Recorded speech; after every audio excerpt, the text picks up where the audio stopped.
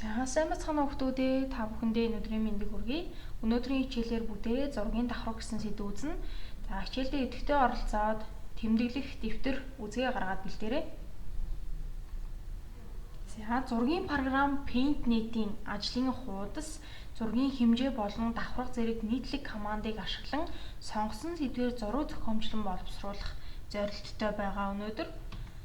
За зураг зурах, боловсруулах програмуудыг та нар ер нь мэдэх үү? Ямар програм байдаг вэ?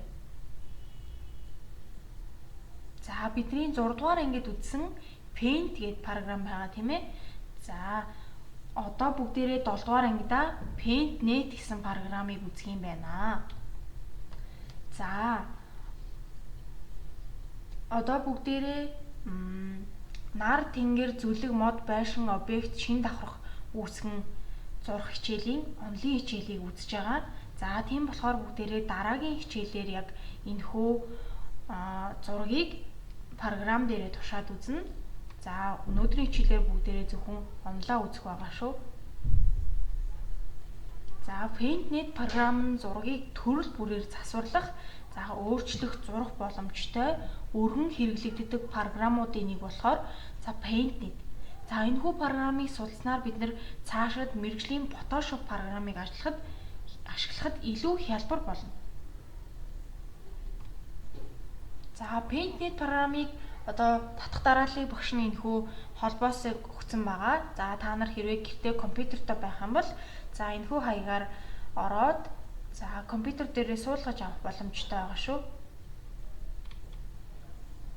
За PaintNet програмын маань за цэсний тайлбар харагдаж байна.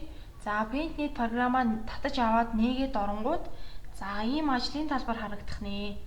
За зүүн гар талд Tools буюу хэрэгслийн талбар байж байна. За доор нь өнгө Colors буюу өнгө байж байна. За тэгээд баруун гар талд History буюу алхмуудын дараалал. За бидний хамгийн их гол зүйл маань болохоор Layers буюу давхаргын ажлын талбар байгаа. За цэснүүдийн тайлбарын маань одоо гол хэрэглэгддэг зөвлүүд Tools байж байгаа.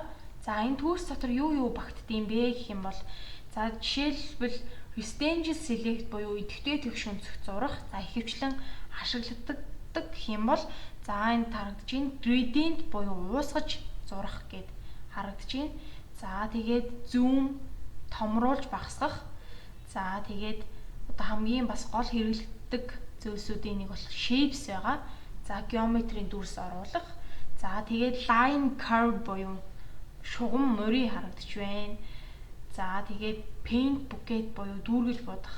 За эдгээр ер нь ихэнхдээ ашиглагддаг. За та нарын бодлоор ер нь зургийн давхарга гэж юу юм болоо? Бодоорой хүүхдүүд ээ. За зургийн давхарга гэдэг нь хид хідэн зурагтай зэрэг ажиллаж болох зургуудын дараалал. За үүнд зураг, бичвэр, хоосон давхарга орж болно. За үүнийг дэвтэрдээ тэмдэглээд аваарай хүүхдүүд ээ.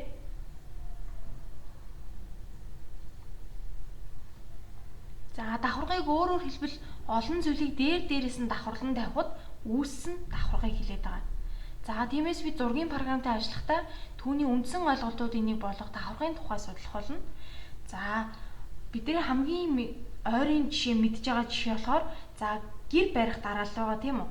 За гэр барихтаа хамгийн эхлээд шал тавихаас өсвүүлээд гэр барьж дуусах тэр процесс бүр давхаргаар явагдаж байгаа шүү дээ тийм ээ. За та бүхэн мэдж байгаа тий? За шинэ хуудас яаж нээдэг юм бэ програм дээрээ? За PaintNet програмаа эхлээд нээх юм байна. За тэгээд файл цэсний new командыг сонгоод за хуудасны хэмжээг тохируулж өгдөг юм байна.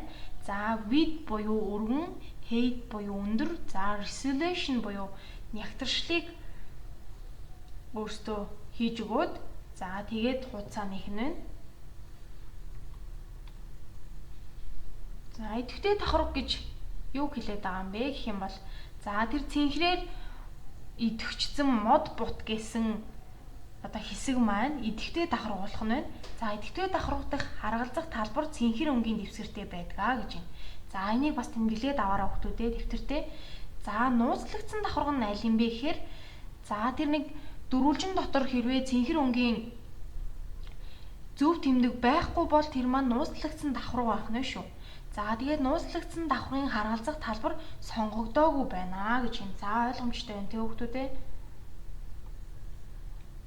За бүгдээрээ дараагийн хичээлдэр ажиллах одоо дараалал маань энэхүү нөгөө зураг зурхтаа ямар хуу дараалалаар ажиллах юм бэ гэхээр за эхлээд тэнгэрээ зурх нь байна. За дараа нь зүлгээ зурх нь байна. За тэгээ хоёр давхаргаа нийлүүлэх нь байна. За тэгээ хоёр давхаргаа нийлүүлсэн дээрээ бүгдээрээ нар мод за байшин тэдгээр зүйлсүүдээ нэмээд за тэгээ зохиомж банд дуусгах нэ. За зургийг хадгалахдаа давхаргатай болон давхаргагүй төрлөөр хадгалах хэрэгтэй. За учир нь зургийг дахин засварлах шаардлага гардаг тул эхэлж зурсан зургийг давхаргатайгаар хадгалнаа. Харин зурж дуусны дараа эцэст нь давхаргагүй нэг зураг болон хадгална.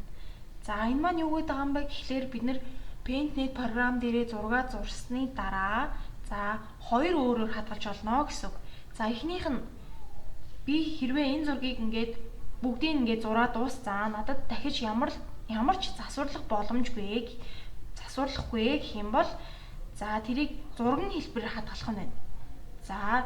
За хэрвээ би энийг зураг зурж дуусаагүй байгаа тэгээ буцаад ингээд ороод дахиад ажилланаа гэх юм бол яг PaintNet програмынхаа өргөтгөлөөр хадгалнаа. За энийг дараагийн хичээл дээр яг програм дээр ажиллахдаа бүгдээрээ ярилцсан. За гэрийн даалгавартаа сур хүчийн 39-р хуудасны дасгал 1 буюу за тэр байшингийн зураг харагдаж байгаа давхарга ашиглаад зурсан. За энийг судлаад ирээрээ. За яг яаж алхмууд нь бас байж байгаа. За тэгээд яаж хийсэн бэ? Дарааллыг нь сайн хараад судлаад хүрээд ирээрээ хүүхдүүдээ. За хичээлдээ идэвхтэй оролцсон хүүхдүүдээ баярлалаа. Дараагийн хичээлээр уулзцаая.